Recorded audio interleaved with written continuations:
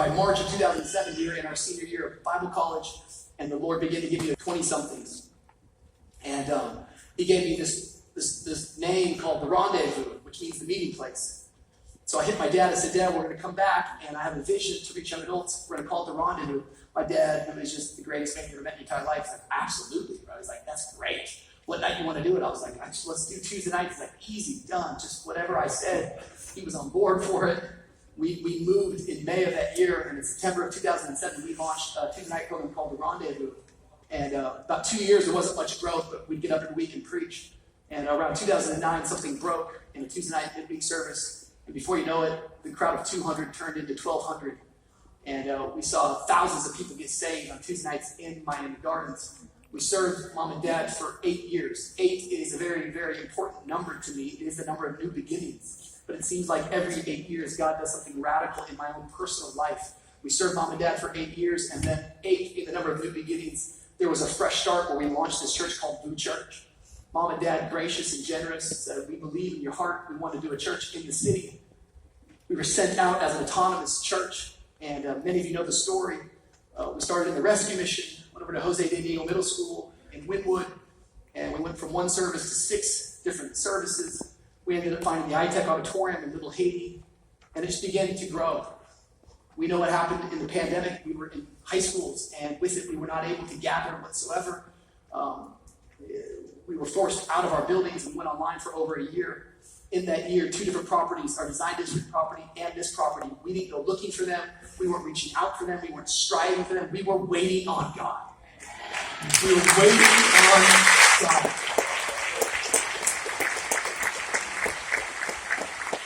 And it's scary to wait. And it's hard to wait. And not every day that you wait do you look like a person up on a stage making announcements like this, but we waited on God, and God brought about the miracles. We genuinely relaunched back here in May of 2022, and or May of 2021, and I'd never even been to South Miami. I think I went to UM one time. I didn't even know what this was, and I did it nervous, and I did it scared, and we found ourselves in 5 different services once again right here in South Miami. We reopened iTech. We launched the design district. Now today we're in 3 different locations. And it's funny because 8 years later of our church, we see another great miracle coming our way. We see another massive opportunity that we didn't go looking for. It wasn't our timeline or our timetable, but we sense God in it. And why don't you just check out the screen and give you some more information.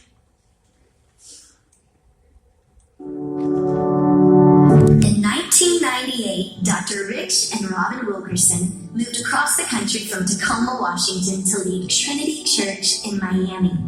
For the past 25 years, their faithfulness has made a profound impact on the city of Miami and people around the world. In 2015, after 8 years of serving Trinity Church and leading the Rendezvous Young Adult service, Rich and I planted VU Church.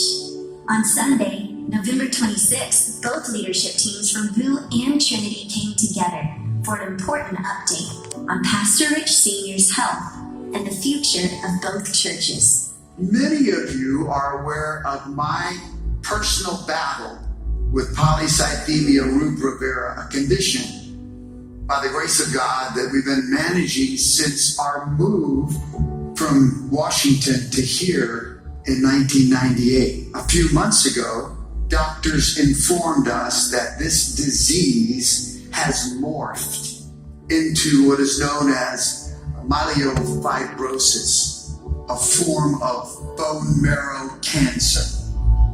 And my spirit remains unshaken. I've never felt stronger in my faith. More confident in God's healing power and more committed to the work He has set before us. In the coming months, my focus will shift as I undergo medical treatment. I will move into what we are calling a medical sabbatical. I'm not resigning. No, I'm not retiring. Instead, I am stepping into a season of healing, fully believing in God's promise of a complete Hallelujah. Faith and our prayers are with Pastor Rich Sr., Pastor Rob,